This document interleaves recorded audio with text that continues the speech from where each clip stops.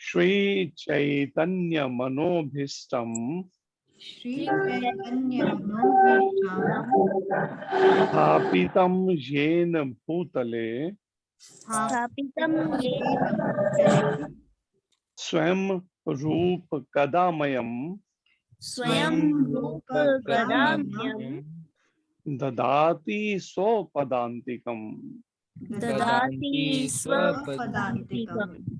नमः ओम विष्णुपादाय नमः ओम विष्णुपादाय कृष्ण प्रेष्ठाय भूतले कृष्णप्रेष्ठाय भूतले श्रीमते नव योगेन्द्र श्रीमते नवयोगेन्द्र गोस्वामिन इति नामिने गोस्वामिन् इति नामिने नमस्ते प्रभुपाद देवे नमस्ते प्रभुपाद देवे नाम संकीर्तन प्रचारिणे नाम संकीर्तन प्रचारिणे निर्विशेष शून्यवादी निर्विशेष शून्यवादी समस्त देश तारिणे समस्त देश तारिणे नमः ओम विष्णुपादाय नमः ओम विष्णुपादाय कृष्ण प्रेष्ठाय भूतले कृष्णप्रेष्ठाय भूतले श्रीमते भक्ति वेदांत श्रीमते भक्ति वेदांत स्वामिन इति नामिने स्वामिन् इति नामिने नमस्ते सरस्वती देवे नमस्ते सरस्वती देवे गौरवाणी प्रचारिणे गौरवाणी प्रचारिणे निर्विशेष शून्यवादी निर्विशेष शून्यवादी पाश्चात्य देश तारिणे पाश्चात्य देश तारिणे जय श्री कृष्ण चैतन्य जय जय श्री कृष्ण चैतन्य प्रभु नित्यानंद प्रभु नित्यानंद श्री अद्वैत गदाधर श्री अद्वैत गदाधर श्रीवासादि गौर भक्त वृंद श्रीवासादि गौर भक्त वृंद हरे कृष्ण हरे कृष्ण कृष्ण कृष्ण हरे हरे कृष्ण कृष्ण हरे हरे हरे राम हरे राम राम राम हरे हरे। राम राम हरे हरे। भगवान श्री कृष्ण की वाणी भगवद गीता की जय। जय श्री कृष्ण चंद्र भगवान की जय। जय अर्जुन जी महाराज की जय। जय जगदुशिला प्रभुपाद महाराज की जय।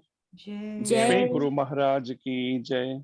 जय अनंत कोटि वैष्णव वृंद की जय। जय निताय गौर प्रेमानंदे। हरि हरि बोल। हरि हरि बोल।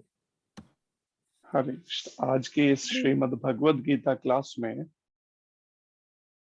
आप सभी भक्तों का, सभी माताओं का भाग लेने के लिए अभिनंदन, धन्यवाद है। श्रीमद् भगवद गीता का ये दूसरा अध्याय है और इसका शीर्षक है गीता का सार।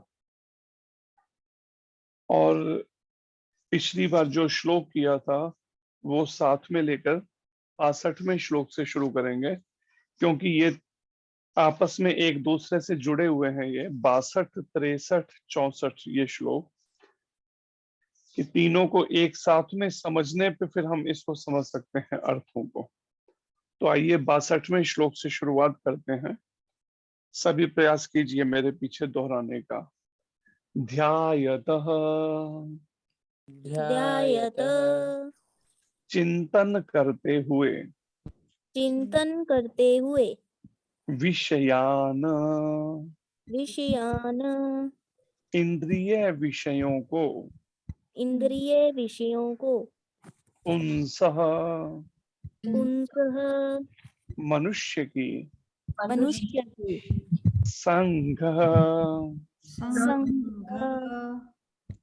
आसक्ति आसक्ति तेषु तेषु उन इंद्रिय विषयों में उन इंद्रिय विषयों में उपजायते उपजायते विकसित होती है, विकसित होती है संघात संघात आसक्ति से आसक्ति से संजायते संजायते विकसित होती है, विकसित होती है कामः काम इच्छा, इच्छा कामात कामात काम से, काम से क्रोध क्रोध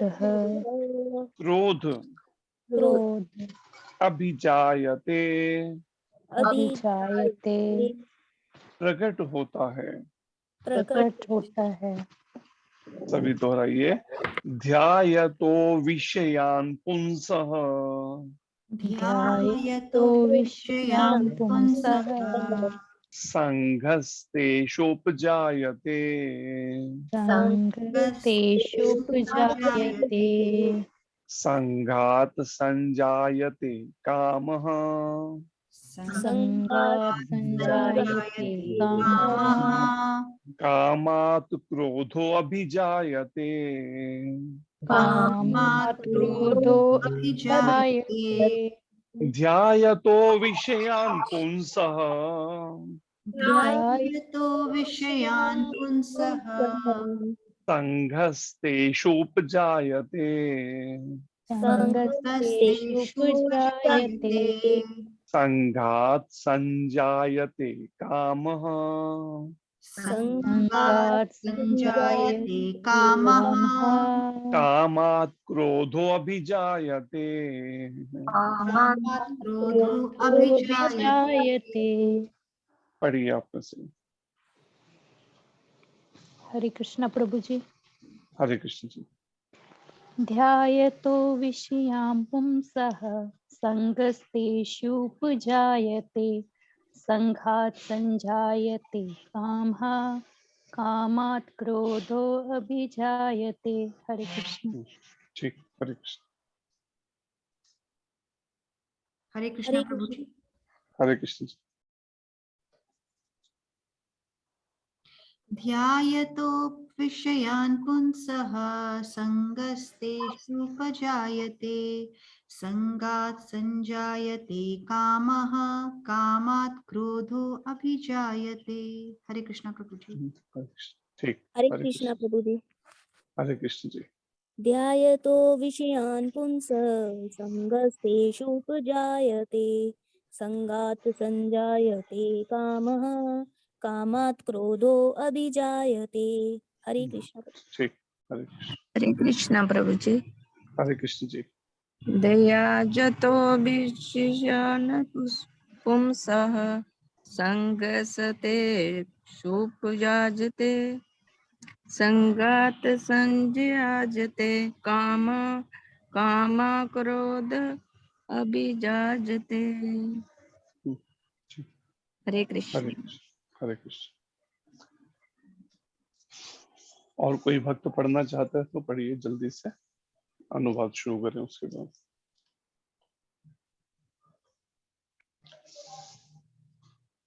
अनुवाद दोहराइए। इंद्रिय विषयों का इंद्रिय विषयों का चिंतन करते हुए चिंतन करते हुए मनुष्य की उनमें मनुष्य की उनमें आसक्ति उत्पन्न हो जाती है आसक्ति उत्पन्न हो जाती है और ऐसी आसक्ति से और ऐसी आसक्ति से काम उत्पन्न होता है काम उत्पन्न होता है और फिर काम से क्रोध प्रकट होता है। क्रोध प्रकट होता है। तो ये श्लोक है दूसरे अध्याय का 62वां श्लोक, जिसमें भगवान श्री कृष्ण अर्जुन को ये समझा रहे हैं कि वास्तव में जो अर्जुन की मन की स्थिति है कि अर्जुन पारिवारिक मोह के कारण, आसक्ति के कारण अपने कर्तव्य को नहीं करना चाह रहा, तो भगवान यहाँ बता रहे हैं वास्तव में ऐसी स्थिति अर्जुन की आई किस कारण से है, कहां से शुरुआत हुई गलती की अर्जुन से।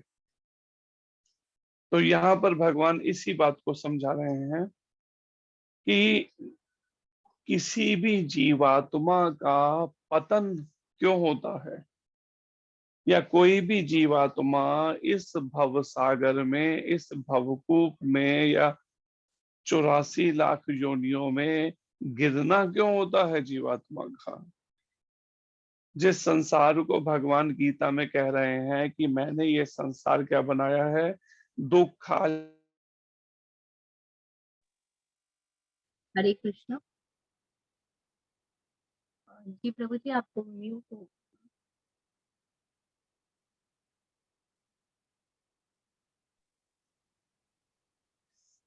भगवान गीता में कह रहे हैं कि ये संसार मैंने दुखों का घर, दुखाल्यम, और अशाश्वतम, अशाश्वत का मतलब है नश्वर, टेम्परेरी, जो सदा नहीं रह सकता। और दुख या कष्ट सामान्यता कहाँ दिए जाते हैं, किसी जेल के अंदर। जब किसी बदमाश को जब दंडित करना हो तो पुलिस क्या करती है, उसे जेल में डाल देती है। कुछ समय पहले जेल में प्रोग्राम हुआ, गुरु महाराज ने जब किया, तो प्रोग्राम के बाद जब महाराज प्रसाद बांटने लगे उन कैदियों को, तो महाराज ने कहा कि बताओ तुमने जेल में क्यों आना पड़ा। तो वो कुछ नहीं बोला। महाराज ने कहा कि ये जो एसपी हैं, साथ में पुलिस के जो बैठे हुए सुपर, ये आगे नहीं बताएंगे तुम्हारे बारे में, कोई बात नहीं, बताओ सच्चाई क्या है, सच बोलो। तो कहता है, एक कहता है मैंने एक मर्डर किया है, दूसरे से पूछा कहता है मैंने 2 मर्डर, 2 कत्ल किए हैं, तीसरा बोलता है मैंने फिर 1 कत्ल किया, फिर चौथा, ऐसे करके हर एक कोई लगभग सारे यही बता रहे थे कि हमने 1 कत्ल किया, 2 कत्ल किए, 3 कत्ल किए, बस यही बात है। और उसी का परिणाम है कि अब जेल के अंदर है। ठीक इसी तरीके से ये संसार भगवत गीता में भगवान कहते हैं ये शाश्वत, हमारा परमानेंट घर नहीं है, हम यहाँ हमेशा नहीं रह सकेंगे। वास्तव में हमारा घर जो है वो है वैकुंठ लोक। वय का अर्थ होता है रहित, कुंठ का अर्थ होता है कलेश, जो कलेशों से रहित हैं। क्या कलेशों से रहित हैं? जहां पर जन्म, मृत्यु, बुढ़ापा, बीमारी, ये सब कलेश नहीं है जहां पर। ऐसे भगवान के वो धाम वैकुंठ लोक, और भगवान श्री कृष्ण का धाम गोलोक वृंदावन धाम या कृष्ण लोक है। लेकिन जीवात्मा का भगवान के धाम में, वैकुंठ लोकों में पहुंचना ना होकर इस भव सागर में या इस संसार में उन्हें इस तरह के नश्वर भौतिक शरीर क्यों लेने पड़ रहे हैं, उसका कारण भगवान कृष्ण यहाँ इन श्लोकों में बता रहे हैं। दूसरे अध्याय के 62, 63 और 64वें श्लोक में भगवान कृष्ण कहते हैं, इंद्रिय विषयों का चिंतन करते हुए। शुरुआत कहां से हुई? इंद्रिय विषयों का चिंतन करने से। किन इंद्रियां? पहले इंद्रियां कौन सी हैं? यहाँ पर जो विषय है वो है 5 इंद्रियों के बारे में, आंख, नाक, कान, जीभ, त्वचा, स्किन, ये त्वचा। तो ये 5 इंद्रियां जो हैं, इन इंद्रियों के माध्यम से इंद्रियां विषयों की तरफ, अपने इंद्रिय विषयों की तरफ आकर्षित होते हैं। जैसे आंखों का विषय है देखना, कान का विषय है सुनना, नाक का विषय है सूंघना, जीभ का विषय स्वाद लेना, त्वचा का विषय है स्पर्श का अनुभव करना।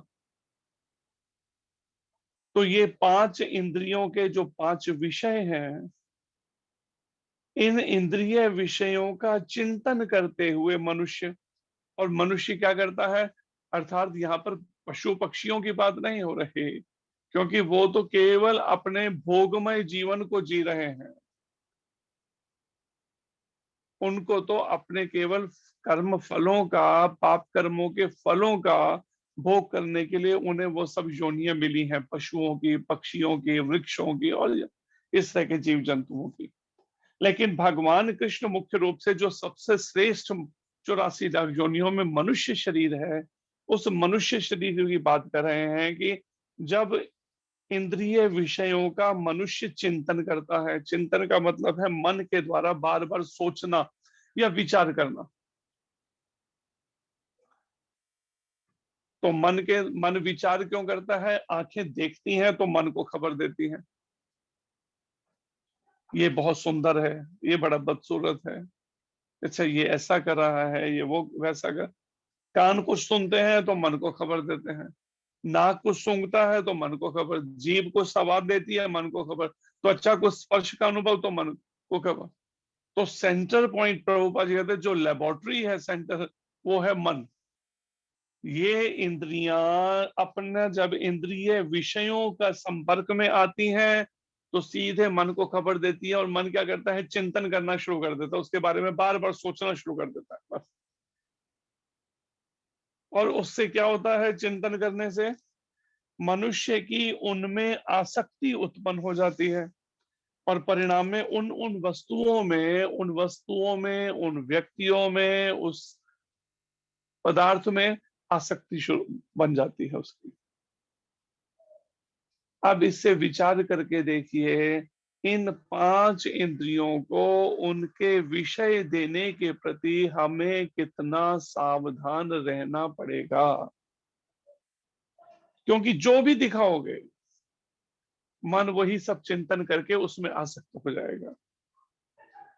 जैसे एक माता जी कहती हैं कि मैं तो चाहती हूँ वह नाम जप करना और अधिक, लेकिन करूं क्या, मोबाइल के प्रति मेरा ऐसा है, एक बार मैं सोचती हूँ चलो थोड़ा 5-10 मिनट के जरा मोबाइल का देख लेती हूँ, और मोबाइल जैसे ऑन, उसके बाद में घंटों निकल जाते हैं, 2 घंटे 3 घंटे मेरे मोबाइल में ही खत्म हो जाते हैं, सारे समय खत्म हो जाता है।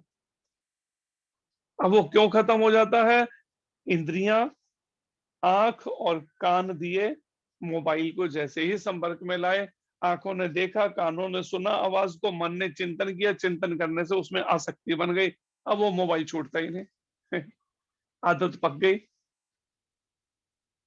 हमें भी जब ये मोबाइल की आदत छोड़नी थी तो कितनी मेहनत करनी पड़ी, भले न्यूज देखते थे कुछ, लेकिन उसको छोड़ने में कितनी मेहनत वो हमने खुद फील करके देखा, बार बार मन मांगता था। लेकिन भगवान को बार बार प्रार्थना करते थे मंगल आरती के अंदर कि प्रभु आप शक्ति दो किसी तरह से मेरे को, मेरा समय बड़ा इसमें जा रहा है। बार बार प्रार्थना करते, कई बार प्रार्थना फिर भूल जाते करना, फिर प्रार्थना करते करते जब बार बार प्रार्थना की तो एक दिन भगवान ने जब देखा, हृदय से प्रार्थना सुन ली, और परिणाम में उसके प्रति वो जो चिंतन और वो सब था इंद्रियों को देना, उस ओर से हट गया। तो यही बात यहाँ पर व्यवहारिक रूप में भगवान कृष्ण जो बता रहे हैं, ये बड़े समझने वाली, विचारने वाली बात है। अगर कोई वास्तव में चाहता है आध्यात्मिक जीवन में उन्नति करना, भगवत प्रेम प्राप्त करना, श्री कृष्ण प्रेम प्राप्त करना, तो उसे इसका व्यवहारिक अभ्यास करना पड़ेगा इस श्लोकों के ऊपर। दूसरे अध्याय का 62, 63, 64वां श्लोक।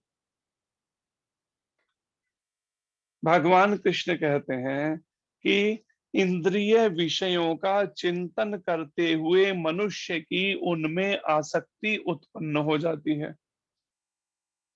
जब चिंतन करने से आसक्ति उत्पन्न हो गई, चाहे फिर वो मोबाइल हो, चाहे वो परिवार हो, चाहे वो घर हो, रिश्तेदार हो, या कोई भी वस्तु, बैंक बैलेंस हो, कोई भी वस्तु या व्यक्ति, जब उसका बार बार चिंतन किया, इंद्रियों को उस ओर लगाया, तो परिणाम में आसक्ति उत्पन्न हो गई। अनावश्यक हम कितना कुछ दिखाते और सुनाते रहते हैं, परिणाम वो सब चिंतन में जाके आसक्ति उत्पन्न कर देगा। ध्यान रखिए, चाहे फिर वो आंखें हम कहीं भी लगा रहे हैं, क्रिकेट मैच देखने में लगा रहे हैं, या फेसबुक देखने में लगा रहे हैं, या पारिवारिक लोगों से अनावश्यक बातें करने में समय लगा रहे हैं, नौकरों पे समय लगा रहे हैं, कहीं भी जहां भी समय लगा रहे हैं, इंद्रियां लगा रहे हैं, बस वो इंद्रियां इंद्रिय विषयों के चिंतन से उनमें आसक्ति हो जाएगी। और ऐसी आसक्ति से काम उत्पन्न होता है। भगवान कृष्ण कहते हैं, जब इस तरह से इंद्रिय विषयों का चिंतन करते हुए मनुष्य जब उनमें आसक्ति उत्पन्न कर हो जाती है, तो उस आसक्ति से काम उत्पन्न होता है। फिर मन में काम अर्थात इच्छा जागनी शुरू हो जाती है उस आसक्ति के कारण से। अब इच्छा जागती है, मुझे महंगा वाला मोबाइल चाहिए। इच्छा जागती है, मुझे भी क्रिकेटर बनना है। मुझे भी, एक कहता है बच्चा मुझे एक्टर बनना है, एक कहता है महाराज जी को मुझे कमांडो बनना है। तो ये इच्छाएं कहां से जागृत हुई? इंद्रिय विषयों का चिंतन करने से उसमें ये आसक्ति उत्पन्न हुई, और आसक्ति से धीरे धीरे वही काम उत्पन्न हो गया। लेकिन हम पहले गलती खुद ही करते हैं। पेरेंट्स पहले छूट देते हैं बच्चे को, कोई बात नहीं, उसके जो वो मांगता है करो, देते रहो उसको, अपना पीछा पिंड तो छुड़ाएं, अपना पीछा छुड़ाएं फिलहाल।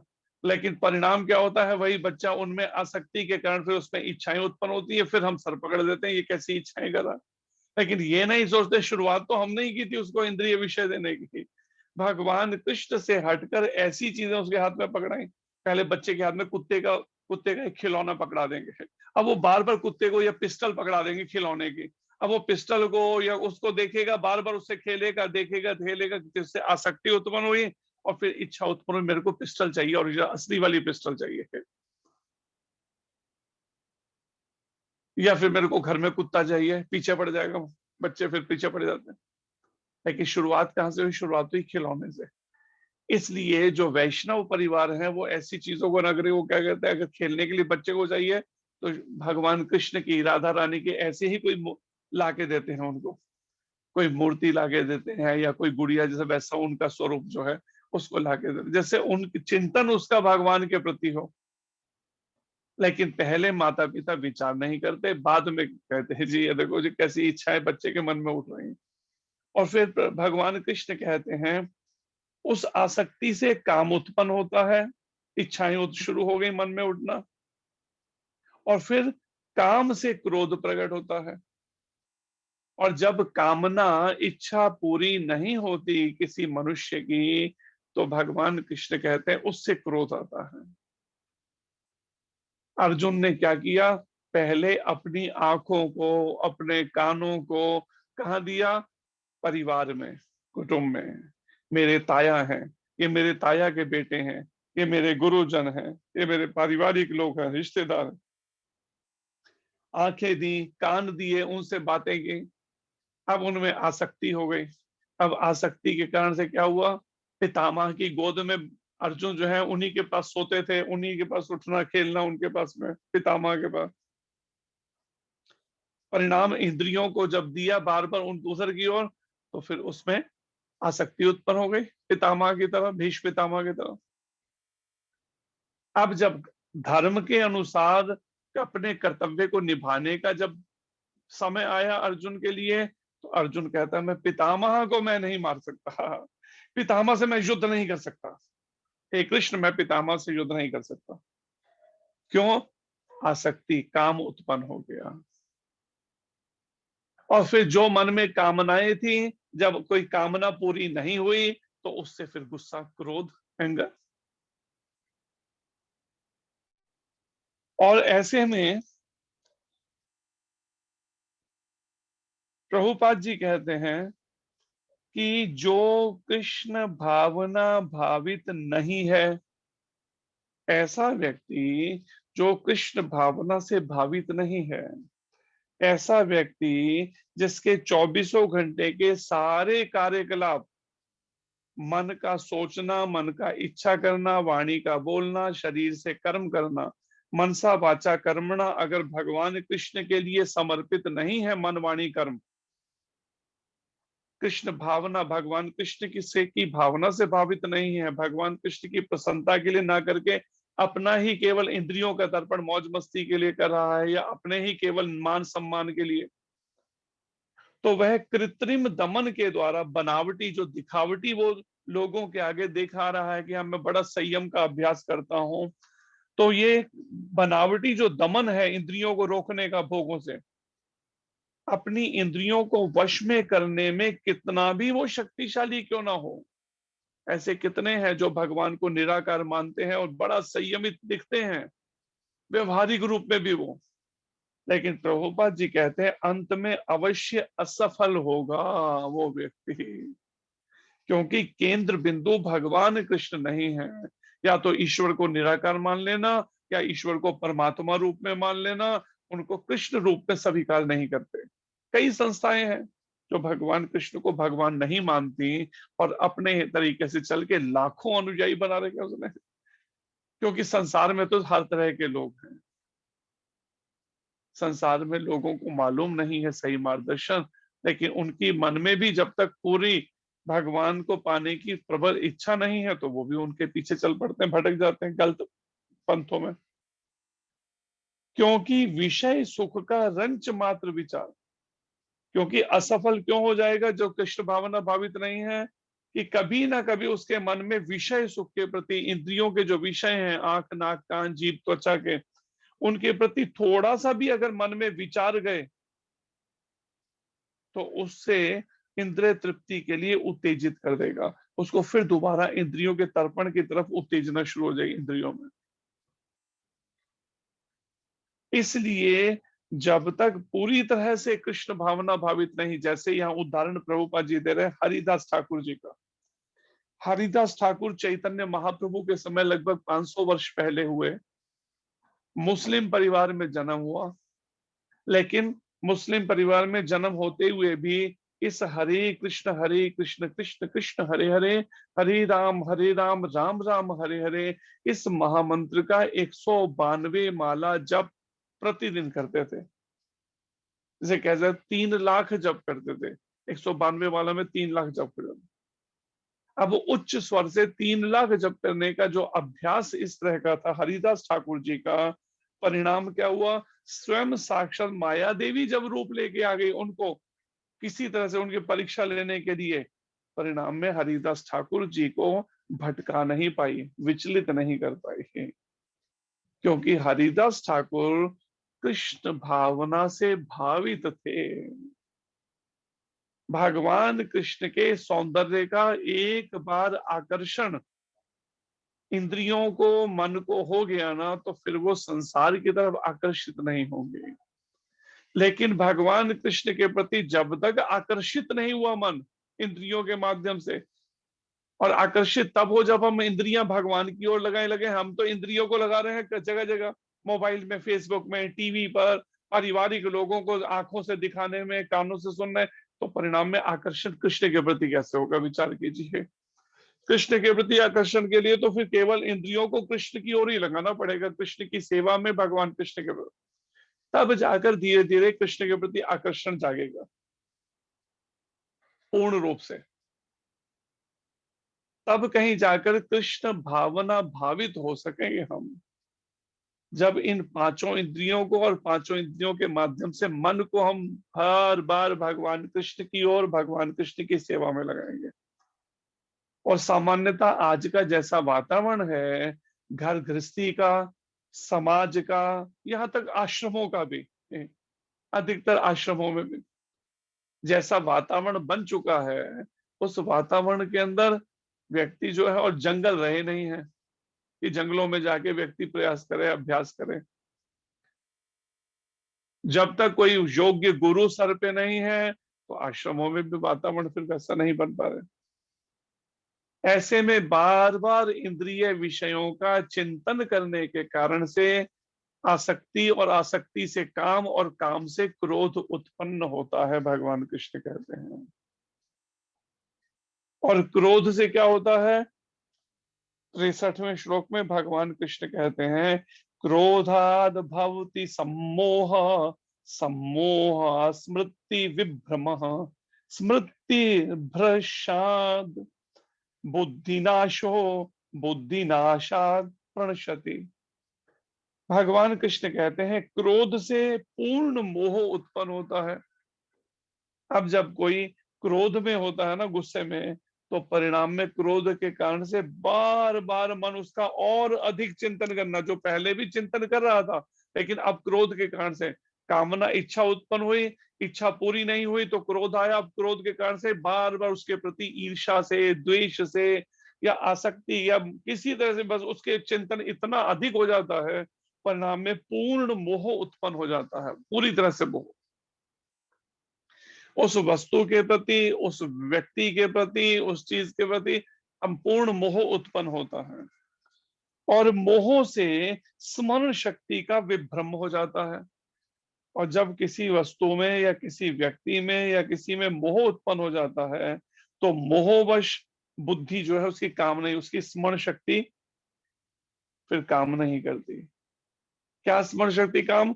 जो वास्तव में मुझे मैं जीवात्मा हूं, शरीर नहीं हूं, ये चिंतन खत्म हो जाता है मोह के कारण से। जैसे हमने एक उदाहरण दिया भी था पहले इस बात को बताने के लिए कि एक पुजारी हमें कहता है मेरे चाचा के यहाँ बेटी हुई है। जब उसने संबंध माना इस संसार से या किसी परिवार से, तो परिणाम में क्या है? मेरे चाचा के यहाँ मेरे मानने से आसक्ति और काम उत्पन्न हुआ, और जब उनको उनके मन के अनुकूल उत्तर नहीं मिला तो क्रोध उत्पन्न हुआ, और क्रोध में और अधिक मोह उत्पन्न हो गया उसमें। और परिणाम क्या हुआ? उस मोह के कारण से स्मरण शक्ति वो हो गई, जबकि साधना कर रहे थे, भक्ति कर रहे थे, लेकिन स्मरण शक्ति काम करना बंद कर गई। अब परिणाम क्या हुआ? जब स्मरण शक्ति क्या कि भगवान कह रहे हैं कि ममे वंशो, सब आत्माएं मेरी अंश हैं, लेकिन शरीर से पहचान मानने के कारण से स्मरण शक्ति कृष्ण के प्रति अपना संबंध भूल गए, और पहले ही भूले हुए हैं और अधिक भूल गए। परिणाम क्या हुआ? वो घर गए और घर जाके शादी कर ली, जबकि पहले शादी नहीं थी, लेकिन स्मरण शक्ति चली गई और अधिक, मोह के कारण से, पूर्ण मोह हो जाने से, चिंतन करने, क्रोध के कारण से मोह, और मोह से फिर स्मरण शक्ति चली गई। तो व्यवहारिक रूप में ये बातें देखने को अनुभव होती हैं, और स्मरण शक्ति का विभ्रम हो जाता है। जब स्मरण शक्ति भ्रमित हो जाती है तो बुद्धि नष्ट हो जाती है, और जब स्मरण शक्ति नहीं रहती कि भगवान के प्रति अपने संबंध को हम पहले ही भूले हैं, लेकिन इन दिव्य भगवत गीता से, प्रमाणिक गुरु से जो हमें बार बार याद दिलाया जा रहा है कि वास्तव में हमारा संबंध एकमात्र श्री कृष्ण से है। जो भगवान कृष्ण भी गीता में कह रहे हैं, ममे वंशो जीवलोके जीव भूता सनातना मना षष्ठानि इंद्रियाणि प्रकृतिर स्थानी कर्षति। भगवान कृष्ण कहते हैं ममे वंशो जीवलोके, इस संसार को जो जीवलोक कहा गया, यहाँ पर जितने भी जीवात्माएं ममे वंशो मेरी अंश हैं, और सनातन सदा रहने वाली अंश है ये जीवात्माएं। लेकिन हमने जैसे ही हम भूल गए इस बात को कि मैं जीवात्मा हूं, शरीर नहीं हूं, अपनी पहचान स्त्री पुरुष से करने लगे, अपने शरीर के जन्म स्थान को अपना जन्म स्थान मानने लगे, शरीर के माता पिता को अपने माता पिता मानने लगे। इस तरह से जब स्मरण शक्ति चली गई तो परिणाम बुद्धि नष्ट हो गई। बुद्धि जो निर्णय ले सके, सही क्या है, गलत क्या है, धर्म क्या है, अधर्म क्या है, जब बुद्धि नष्ट हो गई, बुद्धि निर्णय नहीं ले पा रही सही, परिणाम, और बुद्धि नष्ट होने से मनुष्य भवकूप में पुनः गिर जाता है। पहले ही गिरा हुआ है लेकिन पुनः गिर जाता है, मतलब दोबारा उसे जन्म मृत्यु के चक्कर में फिर फेंक दिया जाएगा उसे,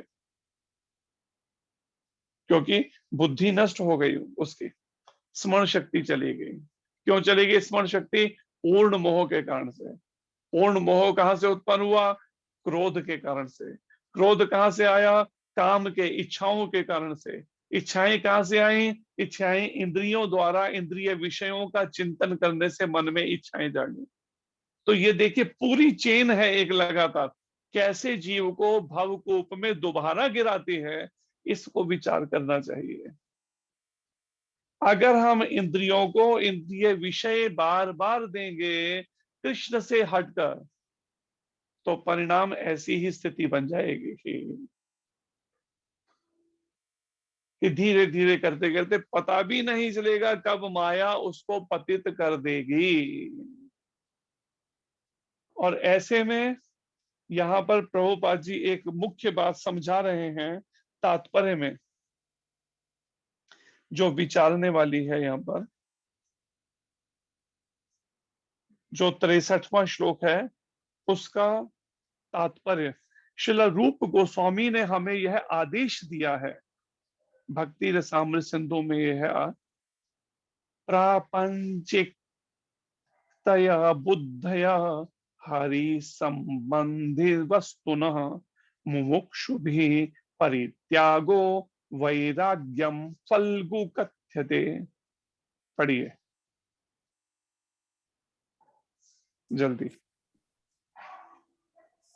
पढ़िए कृष्ण भावना अमृत से। पढ़िए वंदिता माता जी। जी माता जी, हरे कृष्णा प्रभु जी। हरे कृष्ण जी। कृष्ण भावना अमृत के विकास से मनुष्य जान सकता है कि प्रत्येक वस्तु का उपयोग भगवान की सेवा के लिए किया जा सकता है। जो कृष्णा भावना अमृत के ज्ञान से रहित हैं, वे कृत्रिम ढंग से भौतिक विषयों से बचने का प्रयास करते हैं। फलतः वे भव बंधन से मोक्ष की कामना करते हुए भी वैराग्य की चरम अवस्था को प्राप्त नहीं कर पाते। उनका तथा कथित वैराग्य फल्गु अर्थात गौड़ कहलाता है। इसके विपरीत कृष्णा भावना भावित व्यक्ति जानता है कि प्रत्येक वस्तु का उपयोग भगवान की सेवा में किस प्रकार किया जाए। फलतः वह भौतिक चेतना का शिकार नहीं होता। उदाहरणतः निर्विशेषवादी के अनुसार भगवान निराकार होने के कारण भोजन नहीं कर सकते, अतः वह अच्छे खाद्यों से बचता रहता है। किंतु भक्त जानता है कि कृष्ण परम भोक्ता है और भक्ति पूर्वक उन पर जो भी भेंट चढ़ाई जाती है उसे वे खाते हैं। अतः भगवान को अच्छा भोजन चढ़ाने के बाद भक्त प्रसाद ग्रहण करता है। इस प्रकार हर वस्तु प्राणवान हो जाती है और अधः पतन का कोई संकट नहीं रहता। भक्त कृष्णा भावनामृत में रहकर प्रसाद ग्रहण करता है, जबकि अभक्त इसे पदार्थ के रूप में तिरस्कार कर देता है। अतः निर्विशेषवादी अपने कृत्रिम त्याग के कारण जीवन को भोग नहीं पाता, और यही कारण है कि मन के थोड़े से विचलन से वह भवकूप में पुनः गिर जाता है। कहा जाता है कि मुक्ति के स्तर तक पहुंच जाने पर भी ऐसा जीव नीचे गिर जाता है, क्योंकि उसे भक्ति का कोई आश्रय नहीं मिलता। हरे कृष्णा प्रभु जी। तो ये एक बहुत, जिसे कह सकते हैं, समझने वाली यह गहरी बात है जो प्रभुपाद जी समझा रहे हैं।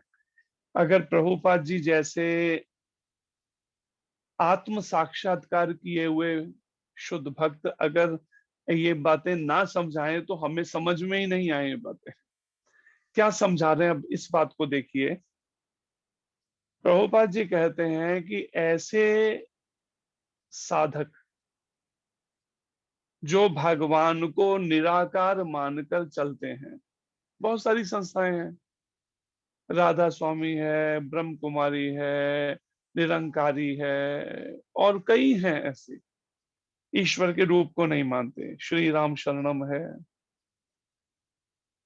तो यहाँ पर प्रभुपाद जी कहते हैं जो निराकारवादी हैं उनकी सोच या उनकी समझ क्या होती है कि ईश्वर का रूप जब नहीं है तो वो तो ना तो भोजन करेगा ना कुछ, वो कुछ नहीं करता। इसलिए उन्होंने एक लाइन भी बना रखी, हाँ, बिना मतलब उसके ना हाथ है ना पैर, क्योंकि वो तो निराकार है ईश्वर। इसलिए वो क्या करता है, जबरदस्ती या हट करके या बनावटी तौर पे कैसे भी करके इंद्रियों को इंद्रिय भोगों से हटाने की कोशिश करता है। ना उसको खाने को ना देकर, सोने को, मतलब सब तरह से इंद्रियों पे वो करना काबू। और परिणाम क्या होता है, कभी किसी परिस्थिति के अंदर जब कभी उसके सामने भोग आ जाते हैं तो वो उन भोगों की ओर कभी आकर्षित होकर कई बार उनका पतन हो जाता है, फिर भोगों में गिर जाते हैं।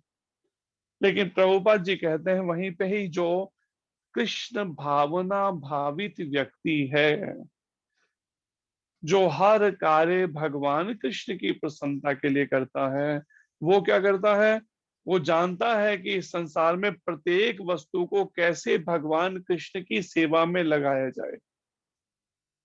इसलिए प्रमाणिक गुरु या प्रभुपाद जी जैसे शुद्ध भक्त जो हैं, गुरु महाराज जैसे, उनके मार्गदर्शन में रहकर ही कहीं हम इसका व्यवहारिक अभ्यास कर सकते हैं, क्योंकि वो पूरी तरह से कृष्ण भावना भावित है। कोई भी कार्य कृष्ण से हटकर नहीं करेंगे। तो उनके मार्गदर्शन में चलने पे हम भी जब भगवान कृष्ण से हटकर कुछ भी कार्य करना चाहेंगे, इंद्रियों को कहीं भी भोगवे, तो उसी समय हमारा सुधार करेंगे। लेकिन घर पर रह के अगर यही प्रैक्टिस करें तो कोई सर पे सुधार करने वाला ना होने से हम उसके अंदर आसक्त हो जाएंगे और उसी से काम, क्रोध और ये सब शुरू हो जाएगा फिर। इसलिए केवल मात्र शास्त्रों का अध्ययन करके प्रभुपाद जी कहते कोई भी भगवत प्राप्ति नहीं कर सकता। उसको प्रमाणिक गुरु का मार्गदर्शन चाहिए ही,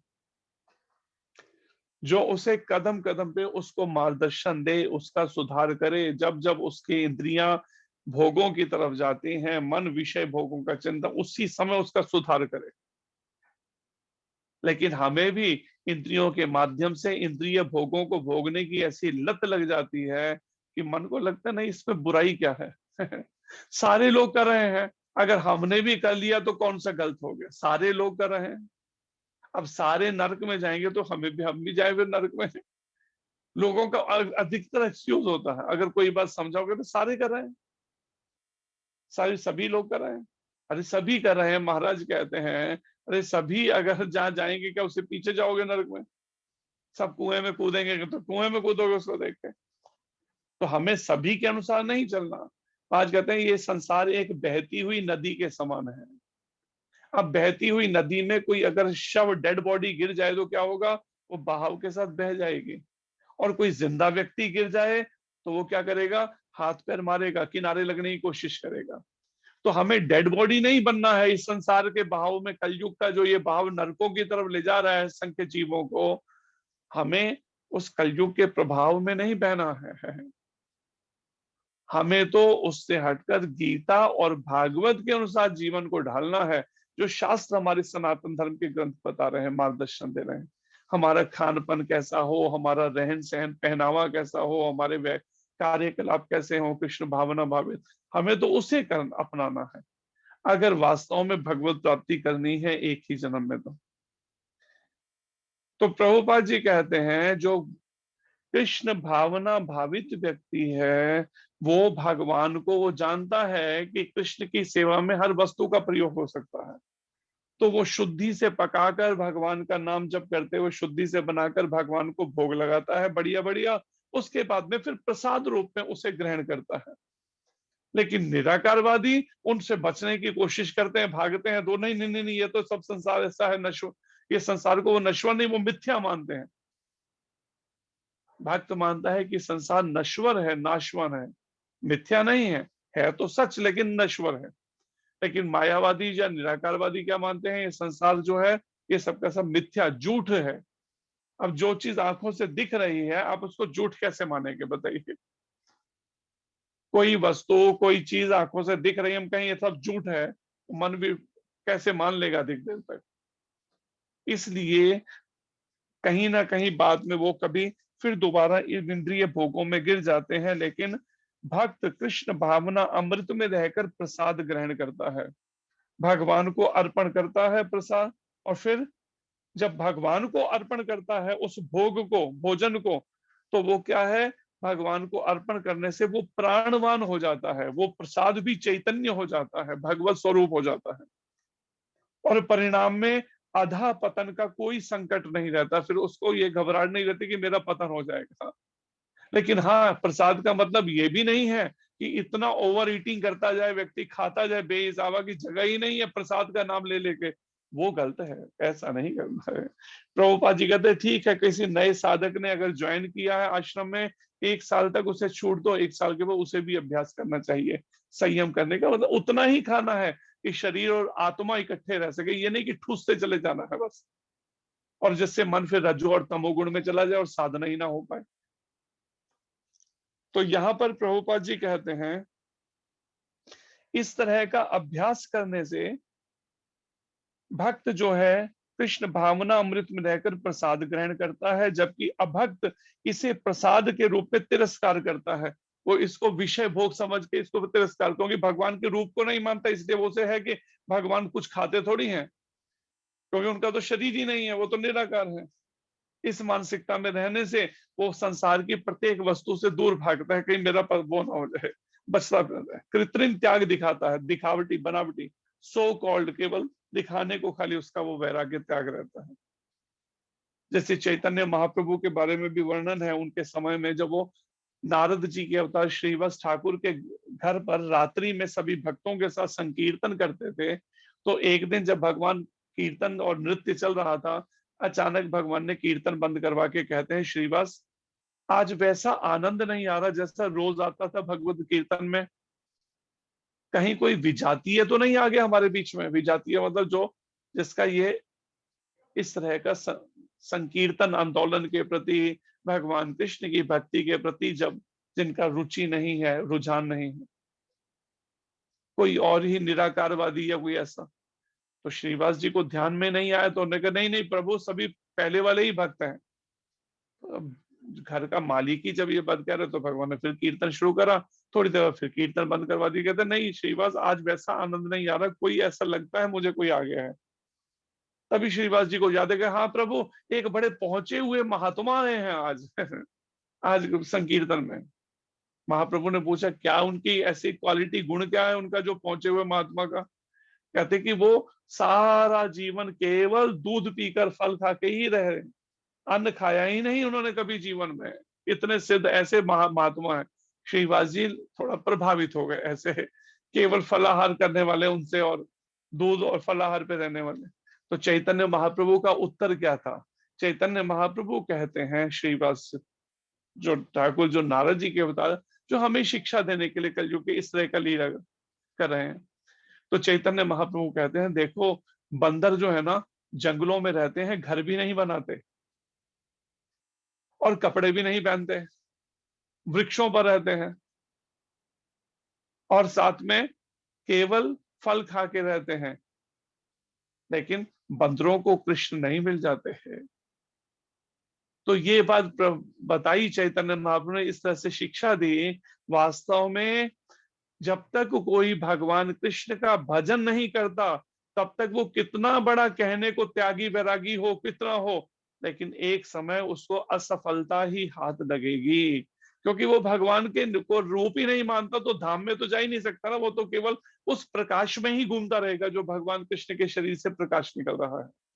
कैसे घूमता रहेगा? जैसे सूर्य की किरणों के अंदर बहुत सारे धूल के कण घूमते हैं, लेकिन एक समय बाद धरती पे बैठ जाते हैं।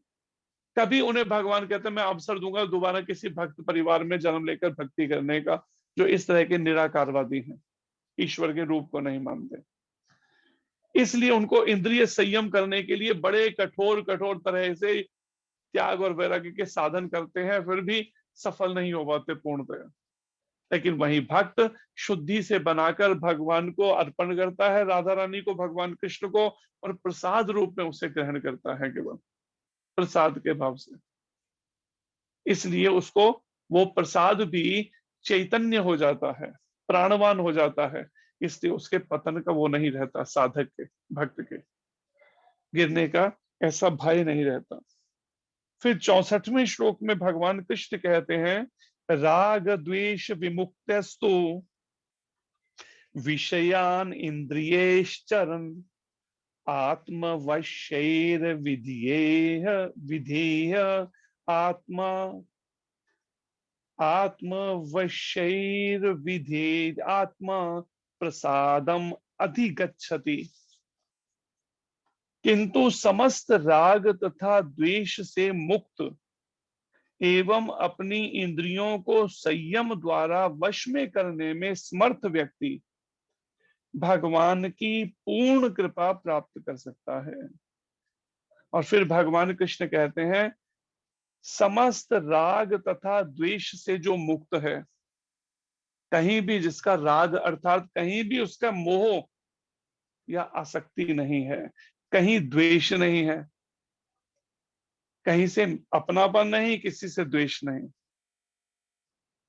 जो मेरा और तेरा वाली इस सोच से मुक्त है, राग तथा द्वेष से मुक्त एवं अपनी इंद्रियों को संयम द्वारा और फिर इंद्रियों पे संयम द्वारा वश में करने में समर्थ जो व्यक्ति है, भगवान की पूर्ण कृपा प्राप्त कर सकता है। ऐसा व्यक्ति जो राग द्वेष से मुक्त हो।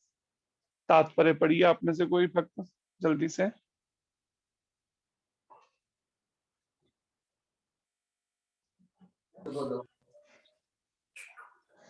हरे कृष्णा प्रभु जी। हरे कृष्ण जी। यह पहले ही बताया जा चुका है कि कृत्रिम विधि से इंद्रियों पर बाह्य रूप से नियंत्रण किया जा सकता है, किंतु जब तक इंद्रियां भगवान की दिव्य सेवा में नहीं लगाई जाती, तब तक नीचे गिरने की संभावना बनी रहती है। यद्यपि पूर्णतया कृष्ण भावना भावित व्यक्ति ऊपर से विषयी स्तर पर क्यों न दिखे, किंतु कृष्ण भावना भावित होने से वह विषय कर्मों में आसक्त नहीं होता। उसका एकमात्र उद्देश्य तो कृष्ण को प्रसन्न करना रहता है, अन्य कुछ नहीं। अतः वह समस्त आसक्ति तथा विरक्ति से मुक्त होता है। कृष्ण की इच्छा होने पर भक्त सामान्यतः अवांछित कार्य भी कर सकता है, किंतु यदि कृष्ण की इच्छा नहीं है तो वह उस कार्य को भी नहीं करेगा जिसे वह सामान्य रूप से अपने लिए करता हो। अतः कर्म करना या न करना उसके वश में रहता है, क्योंकि वह केवल कृष्ण के निर्देश के अनुसार ही कार्य करता है। यही चेतना भगवान की अहेतु की कृपा है, जिसकी प्राप्ति भक्त को इंद्रियों में आसक्त होते हुए भी हो सकती है। तो ये एक समझने वाली बात है कि हमें जिस तरह की भी परिस्थितियों में इस समय रहना पड़ रहा है, उससे भागने से हल निकलने वाला नहीं है। कि हाँ, मन की अशांति, अगर मन अभी तैयार नहीं है उन परिस्थितियों से अलग होकर पूर्णतया केवल कोई आके आश्रम में रह सके, तो परिणाम यहाँ पर प्रभुपाद जी कहते हैं वो कृष्ण भावना से भावित होकर, अर्थात जब इंद्रियां भगवान की दिव्य सेवा में अगर नहीं लगाई जाती तो नीचे गिरने की संभावना रहती है। इसलिए जैसी भी परिस्थिति में हम हैं, अगर पूर्णतया कृष्ण भावना भावित व्यक्ति, चाहे ऊपर से दिखे कि हाँ वो घर गृहस्थी में रह रहा है, परिवार में रह रहा है, बिजनेस कर रहा है या नौकरी कर रहा है या कोई भी अन्य कार्यों में, किंतु कृष्ण भावना भावित अगर वो है, होने से वह विषय कर्मों में आसक्त नहीं होता, उन सब कर्मों में आसक्त नहीं होता। क्यों आसक्त क्यों नहीं होता? क्योंकि उसको ये कॉन्सेप्ट बिल्कुल क्लियर है, ये बात कि उसका एकमात्र उद्देश्य तो श्री कृष्ण को प्रसन्न करना रहता है, अन्य कुछ नहीं। उसने संसार में, परिवार में या किसी भी अन्य व्यक्ति को प्रसन्न करने में ना लग के केवल कृष्ण की प्रसन्नता के लिए कार्य करता है।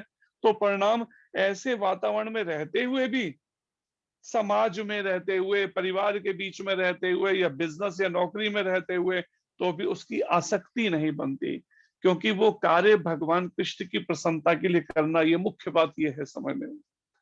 अगर हम कृष्ण भगवान की प्रसन्नता के लिए अपने सारे कार्य करने लगे तो हमारा मोह या आसक्ति नहीं बनेगी। अन्यथा अगर कृष्ण भगवान की प्रसन्नता के लिए कार्य नहीं करते तो परिणाम में हम आश्रम में भी रह के मोह में पड़ जाएंगे, आसक्ति में पड़ जाएंगे। अतः वह समस्त आसक्ति तथा विरक्ति से मुक्त होता है। जब वो भगवान कृष्ण के लिए केवल कार्य करता है तो ना उसकी कहीं आसक्ति होती है, ना ही कोई वैराग्य या त्याग करना पड़ता उसे, त्याग वैराग्य की बात, विरक्ति की, इन सबसे वो मुक्त होता है।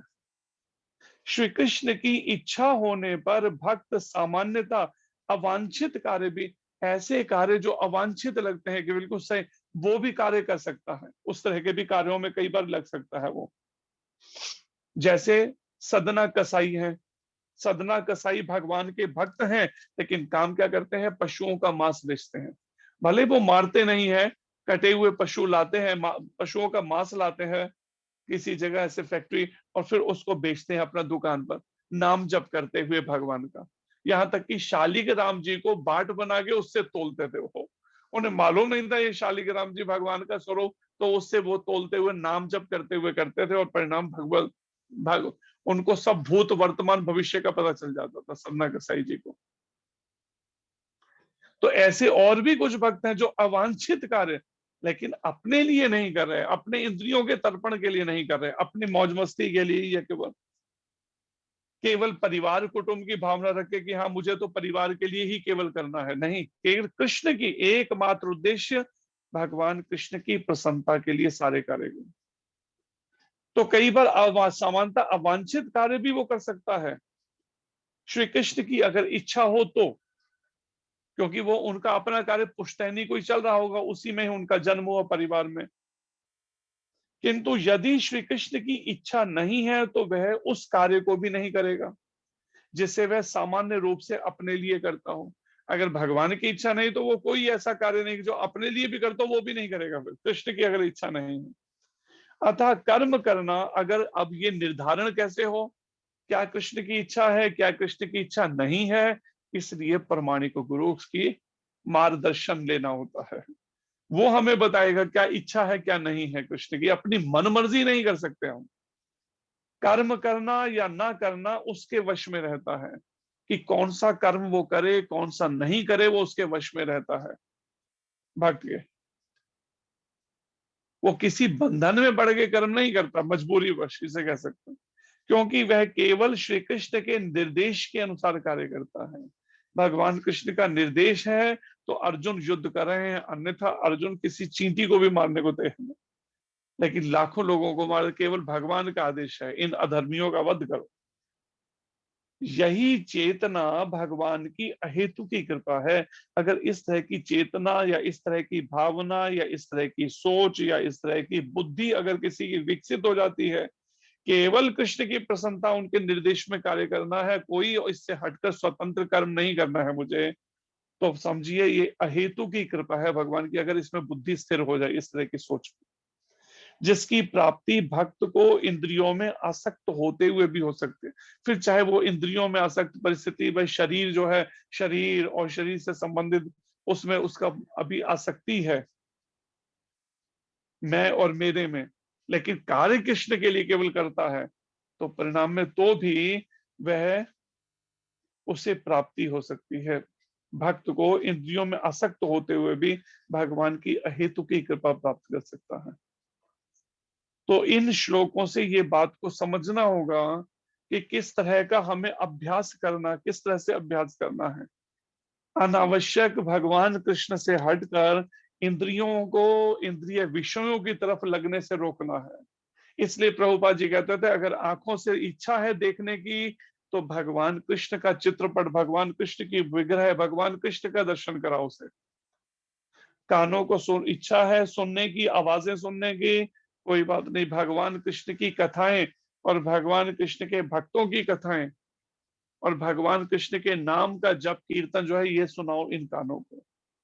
नाक को इच्छा हो रही है कुछ सूंघने की, भगवान को अर्पण की गई सुगंधी उसको सुनाओ, इत्र या पुष्प। जीभ को इच्छा हो रही है स्वाद लेने की, तो भगवान को अर्पित केवल प्रसाद जो शुद्धि से बना है, बिना प्याज लहसुन चाय कॉफी, वो केवल प्रसाद जो है उसको दो। जीभ को इच्छा हो रही है बोलने की, तो भगवान का केवल नाम, भगवान की लीलाएं, भगवान की सेवा से संबंधित केवल बात कहनी है, अन्यथा नाम जप करना है, अनावश्यक उसमें नहीं लगाना इस वाणी को। इच्छा हो रही है शरीर से कुछ स्पर्श करने की, तो उसको भगवान के विग्रह सेवा में, भगवान की सेवा में लगाना है इस त्वचा को। इच्छा हो रही है कहीं जाने की, तो पैरों से चल के जाना है भगवान के मंदिर तक, भगवान के शुद्ध भक्त के चरणों में। तो इस तरह से इंद्रियों के को बार बार जब भगवान की ओर मोड़ेंगे, धीरे धीरे मन खुद ही कृष्ण भगवान का चिंतन शुरू कर देगा जो आज नहीं लग पा रहा। अब विचार कीजिए, गोपियों ने कैसा अभ्यास किया होगा जिस कारण से गोपियों का मन इतना अधिक आसक्त या अनुरक्त है भगवान कृष्ण में कि हटता ही नहीं। सोचिए कितने जन्मों का या कितने युगों का अभ्यास होगा अब गोपियों का, या कितनी मेहनत से उन्होंने, चाहे एक जन्म में अगर, तो कितना मेहनत की होगी उन्होंने इस मन को पूरी तरह से कृष्णमय करने के लिए है। कि ऐसी स्थिति गोपियों की आ गई जो कहती है गोपी, लाली मेरे लाल की जित देखूं तित लाल, लाली मैं देखन मैं गई मैं भी हो गई लाल। ऐसी स्थिति हो गई उनकी, ऐसी दृष्टि हो गई, जहां भी नजर उठती है कृष्ण ही दिखाई देते हैं। जहां जहां दृष्टि पड़े तहां तहां कृष्ण सपूरे, जहां नजर जाती है वहां कृष्ण का दर्शन होता है। तो ये अवस्था है सिद्ध अवस्था, जो गोपियां देखने में गांव की अनपढ़ गंवार गोपियां लग रही हैं, वास्तव में ये गोपियां क्या है इसका अनुमान हम अंदाजा लगा सकते हैं इस बात से कि कैसे उनका मन पूरी तरह से कृष्णमय हो गया। और अगर हुआ कृष्णमय तो उन्होंने कितना इंद्रियों को इंद्रिय विषयों से हटाकर केवल कृष्ण की ओर लगाया, जिससे मन जो है पूरी तरह से कृष्ण में ही अनुरक्त हो गया। ये अभ्यास नाम जप करते हुए करना होगा हरे कृष्ण मंत्र का निरंतर। अगर कोई इस अभ्यास को इस जीवन में पूर्ण कर लेता है तो इसी जन्म में भगवत प्राप्ति कर लेगा। अगर ये इस अभ्यास में बार बार ढील देता है इंद्रियों को, फिर इंद्रिय विषयों की तरफ जाने की छूट देता रहता है, तो चिंतन उन्हीं का ही रह जाएगा भोगों का, और आखिरी समय वही भोगों में चिंतन जाने से फिर 84 के चक्र में फेंक दिए जाएंगे। अब ये हमारी इच्छा है हम किस तरह का अभ्यास या प्रैक्टिस करते हैं, इसके लिए गंभीरता पूर्वक सीरियसली करते हैं या फिर लापरवाही से ऐसे ही समय नष्ट करते हैं। हरे कृष्णा। धन्यवाद आपसे। कोई प्रश्न हो तो पूछ सकते हैं। हरे कृष्णा प्रभु जी, बहुत बहुत धन्यवाद आपका। बहुत हरे सुंदर कृष्ण। एक्सप्लेन किया आपने ये तीनों श्लोक। किसी का कोई क्वेश्चन है तो वो ले सकते हैं फटाफट।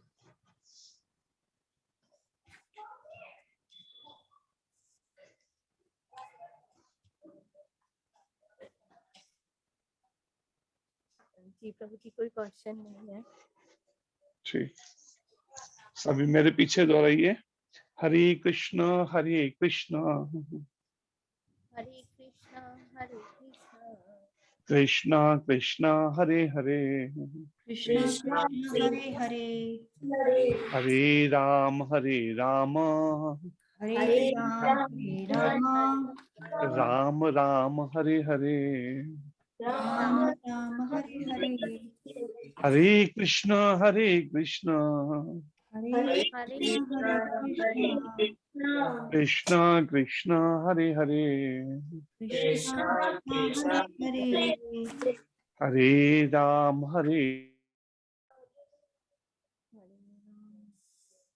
कृष्णा प्रभु जी। म्यूट। हरे कृष्ण कृष्ण हरे कृष्ण हरे कृष्ण कृष्ण कृष्ण हरे हरे, कृष्ण कृष्णा कृष्णा हरे हरे, हरे राम हरे राम राम राम हरे हरे, राम राम हरे हरे। जय श्री कृष्ण चैतन्य जय श्री कृष्ण चैतन्य प्रभु नित्यानंद प्रभु नित्यानंद श्री अद्वैत गदाधर श्री अद्वैत गदाधर श्रीवासादि श्रीवासादि आदि गौर भक्त वृंद, गौर भक्त वृंद। नमः ओम विष्णुपादाय नमः ओम विष्णुपादाय कृष्ण प्रेष्ठाय भूतले कृष्ण भूतले श्रीमते भक्ति वेदांत श्रीमते भक्ति वेदांत स्वामिन इति नामिने स्वामिने इति नामिने नमस्ते सरस्वती देवे नमस्ते प्रभु सरस्वती देवे गौरवाणी प्रचारिणे गौरवाणी प्रचारिणे निर्विशेष शून्यवादी विशेष शून्यवादी पाश्चात्य देश तारिणे पाश्चात्य देश तारिणे नमः ओम विष्णुपादाय नमः ओम विष्णुपदाय कृष्ण पृष्ठाय भूतले भूतले श्रीमते नव योगेंद्र श्रीमते नवयोगेन्द्र गोस्वामिन इति नामिने गोस्वामिन् इति नामिने नमस्ते प्रभुपाद देवे नमस्ते प्रभुपादे नाम संकीर्तन प्रचारिणे नाम संकीर्तन प्रचारिणे निर्विशेष शून्यवादी निर्विशेष शून्यवादी समस्त देश तारिणे। समस्त देश तारिणे। तो ये महामंत्र का जप करते हुए ये अभ्यास करिए। जो ये 3 श्लोक हैं आज के दूसरे अध्याय का 62, 63, 64, इसको व्यवहारिक रूप में कोशिश कीजिए कि अनावश्यक कहीं भी इंद्रियां नहीं देके केवल नाम जप करते हुए इसका अभ्यास करना है। भगवान कृष्ण की सेवा में इंद्रियों को और इंद्रियों के माध्यम से मन को लगाने का, जिससे इच्छाएं भी हमारी भगवान कृष्ण से संबंधित ही हों। हरे कृष्णा। हरे कृष्णा प्रभु जी, दंडवत हरे प्रणाम। कृष्णा प्रभु जी।